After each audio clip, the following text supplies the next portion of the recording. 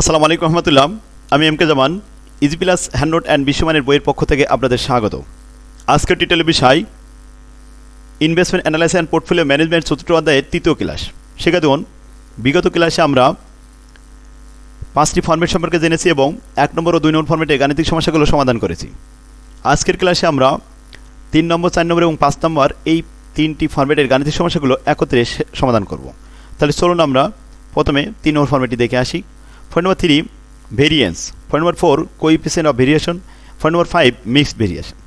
সেখানে তাহলে চলুন আমাদের বইয়ের অঙ্কগুলি দেখে আসি। 3 নম্বর ফরম্যাটের অঙ্ক এগুলো খুবই সহজ, এগুলো পরীক্ষায় কম দেখা যায়, তবে মিক্সড ভেরিয়েন্স থেকে পরীক্ষায় বেশি আসে। তো আমরা 3 এবং 4 শেষ করেই মিক্সড ভেরিয়েন্সে চলে যাব। আর গত ক্লাসে যে সমস্ত হোমওয়ার্কগুলো দিয়েছিলাম আমাদের বইয়ের, এগুলো আজকে কমপ্লিট করে ফেলবেন। আগে কমপ্লিট করে তারপর 3 নম্বর শুরু করবেন। দেখুন ভেরিয়েন্স, কোএফিসিয়েন্ট অফ ভেরিয়েশন। এই ভেরিয়েন্সটা হলো স্ট্যান্ডার্ড ডিভিশনের বিপরীত, অর্থাৎ স্ট্যান্ডার্ড ডিভিশনে যে রুট ব্যবহার করা হয় আর এখানে রুট ব্যবহার করা হয় না। তো এই ধরনের প্রশ্ন খুব কমই আসে। দেখুন সূত্র হলো স্ট্যান্ডার্ড ডিভিশন স্কোয়ার। স্কোয়ারটা মূলত যে স্ট্যান্ডার্ড ডিভিশনের সিগমার যে ওই পাশে রুট ছিল, রুটটাকে স্কোয়ার করে দেওয়া হয়েছে। তো summation RI minus R bar whole square divided by n-1। এটা যখন নাম্বার অফ ইয়ার দেওয়া থাকে তখন এই সূত্র ব্যবহার করা হয়, আর যখন প্রবাবিলিটি দেওয়া থাকে তখন দ্বিতীয় সূত্র ব্যবহার করা হয়। তো অঙ্ক আমরা এখানে দেখি। প্রথমে 1 নম্বর প্রশ্ন বলা হচ্ছে a company considering the project X with the following information. Probability এখানে দেওয়া আছে। প্রবাবিলিটি কয়টি? 5টি দেওয়া আছে। এক্সপেক্টেড রেট অফ রিটার্ন 5টি দেওয়া আছে। ক্যালকুলেট দ্য ভেরিয়েন্স, ভেরিয়েন্স তৈরি করতে হবে। Sigma square variance when the expected value of the return, অর্থাৎ expected rate of return যখন 9.90, expected rate of return দেওয়া আছে। এখানে আমাদের স্ট্যান্ডার্ড ডিভিশন না বের করে বলা হচ্ছে ভেরিয়েন্স দেখো। তো ভেরিয়েন্সে আমরা স্ট্যান্ডার্ড ডিভিশনের মতো সূত্র লিখব, যেহেতু প্রবাবিলিটি দেওয়া আছে। তাই সিগমা স্কোয়ার সমান সমান summation RI minus R bar whole square into PI। পির মানগুলো প্রথমে 10, তার 20, তার 0.10, 0.20, 0.10 এইভাবে বসাবেন। আর আর এর মান নিচে দেওয়া আছে। তো এটা বসালাম। 10 থেকে এক্সপেক্টেড রেট অফ রিটার্ন কত? 9.90 বাদ দেওয়া হলো, হোল স্কোয়ার ইন্টু 0.10, প্রবাবিলিটি এখানে 0.10 দেওয়া আছে।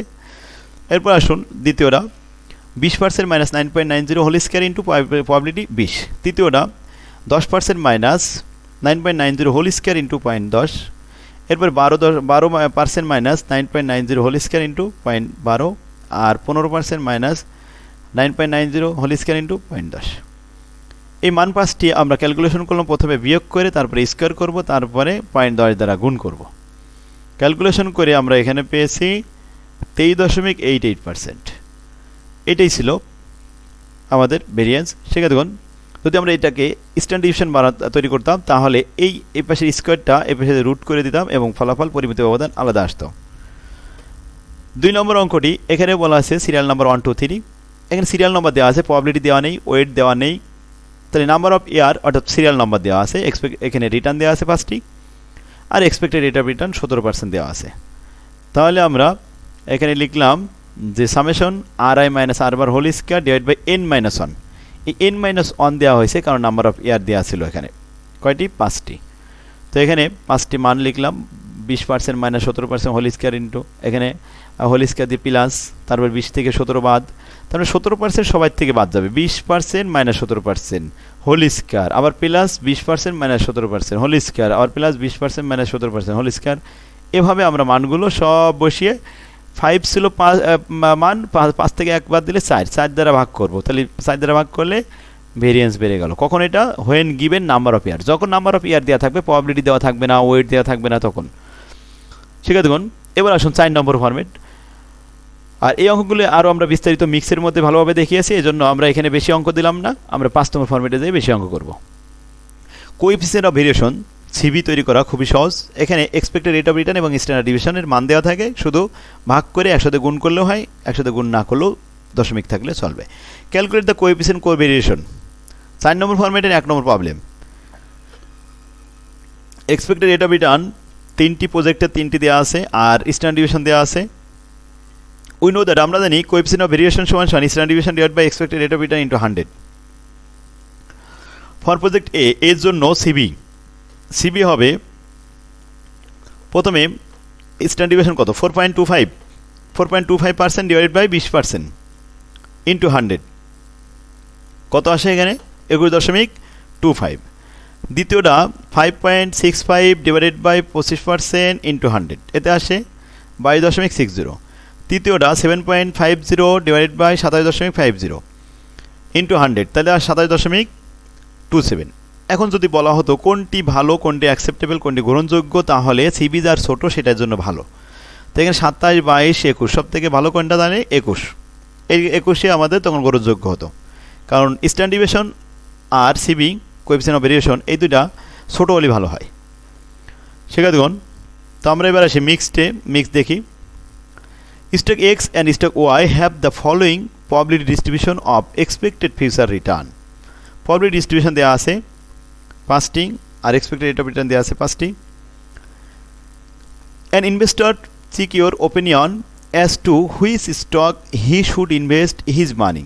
তার টাকা বিনিয়োগ করতে চাই, কোন জায়গায় বিনিয়োগ করলে তার ভালো হবে।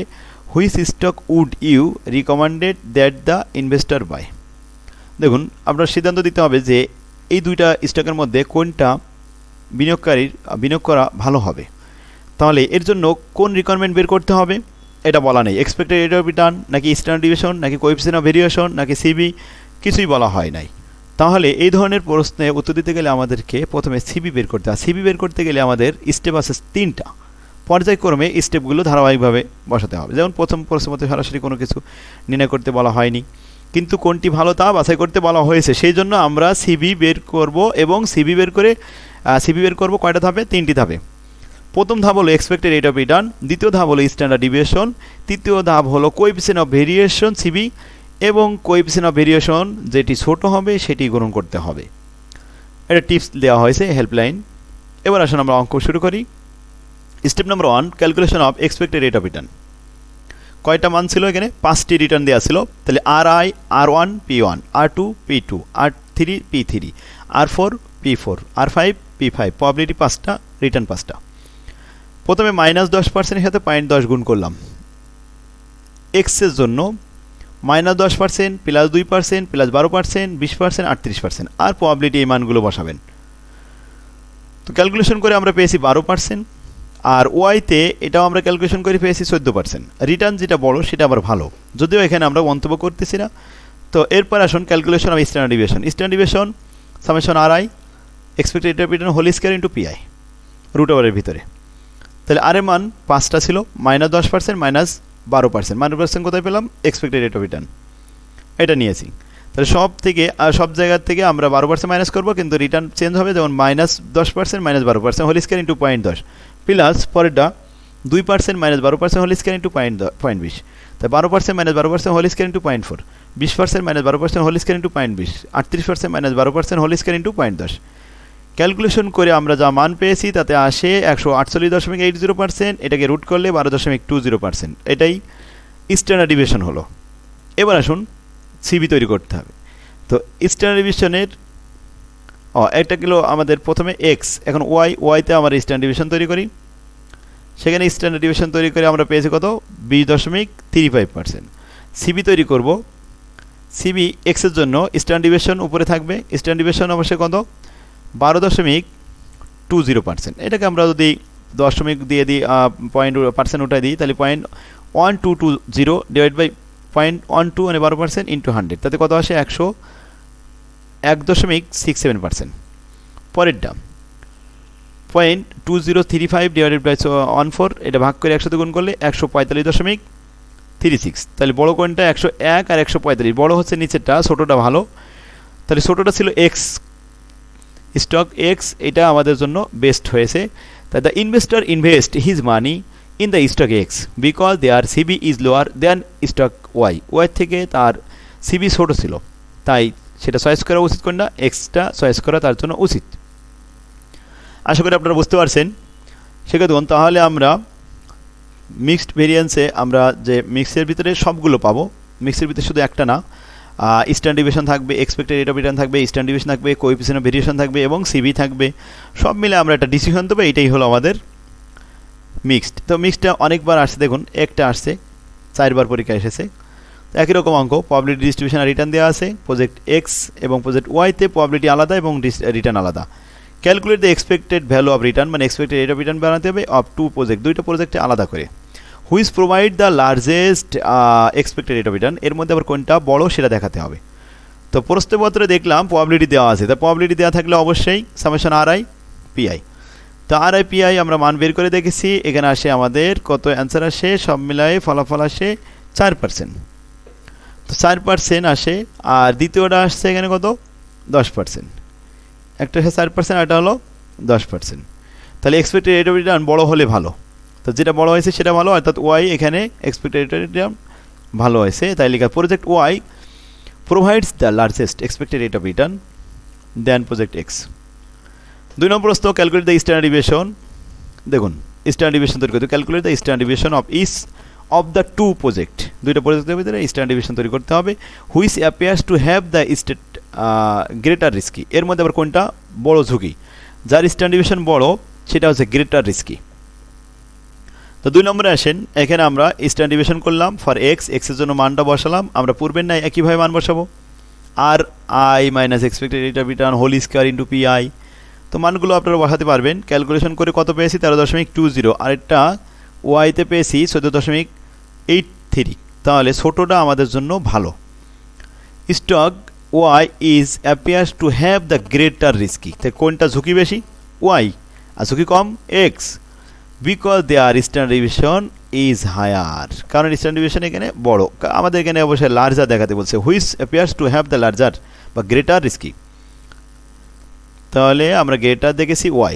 Calculate the coefficient of variation, CV তৈরি করতে for each of the two project, প্রত্যেকটা আলাদা করে। Which appears to have the greater relative risky, এখানেও আবার রিস্কি, যেটা সিবি বড় সেটা গ্রেটার রিস্কি।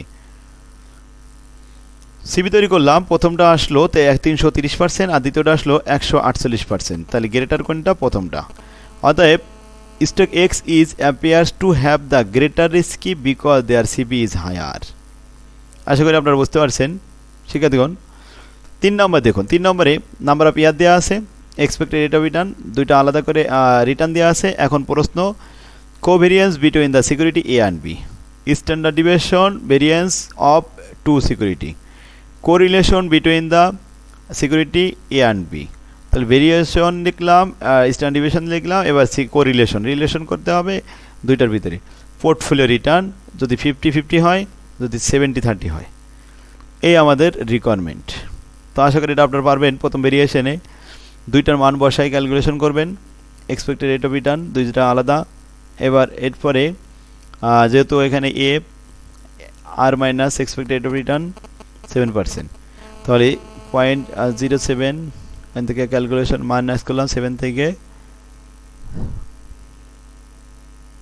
দেখুন এক্সপেক্টেড রেট অফ রিটার্ন সবার জন্য 7%, আর এখানে সে R minus expected rate of return, আর এর মান হচ্ছে 8%, তাহলে 8 থেকে 7% চলে গেলে কত থাকে 0.01, 3 থেকে 7% চলে গেলে -0.1 -0.4, আর 16 থেকে 0.07 চলে গেলে 9 থাকে, আর -2 থেকে আবার -7 বাদ দিলে -9 হয়, 10 থেকে 7 চলে গেলে +3 থাকে। এটা হলো expected rate of return minus expected rate of return. আর ঠিক বিতেও তাই আমরা এই 3টে কলাম করলাম। এবার এই মানটা এবং এই মানটা গুণ করতে হবে, অর্থাৎ 0.01 আর 0.01 মাইনাস এটা গুণ করলে 0.001, 0.04 মাইনাস আর এখানে 0 গুণ করলে হবে 0, 0.09 আর 0.5 গুণ করলে আসে এটা -0.9 আর এখানে -0.7 গুণ করলে 0.063, আর 0.3 আর এখানে হচ্ছে 0.3 গুণ করলে 0.009। এই ফলাফলটা যোগ করলে আসে আমাদের 0.0116, 0.116কে 5 দ্বারা ভাগ করলে 0.00232, এইটা হলো আমাদের কোভেরিয়েশন। স্ট্যান্ডার্ড ডিভিয়েশন আমরা নাম্বার অফ ইয়ার 5 থেকে 1 বাদ দিয়ে উপরে ক্যালকুলেশন করে যা পেয়েছি তাতে আসে 6.86। এরপরে স্ট্যান্ডার্ড ডিভিয়েশন বি, তারও একটা মান হয়েছে। এবার রিলেশন, এখানে আমাদের স্ট্যান্ডার্ড ডিভিয়েশন এটাকে সিগমা বের করা হয়েছে, স্ট্যান্ডার্ড ডিভিয়েশন ভেরিয়েশন করে পেয়েছে এটা আছে ভেরিয়েশন। এবার রিলেশন হচ্ছে কোভেরিয়েশন, উপরে যেটা ছিল এই মানটা এখান থেকে নেবেন 0.116 116 এবার সেটাকে ভাগ করবেন স্ট্যান্ডার্ড এ স্ট্যান্ডার্ড বি 0.06860458 ক্যালকুলেশন করে পেয়েছি রিলেশন কত 0.7381 ক্যালকুলেশন করে মানটা রিলেশন পেয়েছি শিক্ষার্থীগণ এটা আপনারা আজকে প্র্যাকটিস করবেন আশা করি ইনশাআল্লাহ আপনারা বুঝতে পারবেন এরপর আরেকটা প্রশ্ন আছে লাস্ট পোর্টফোলিও আছে 50-50 70-30 এই পোর্টফোলিও রিটার্ন দেখাতে হবে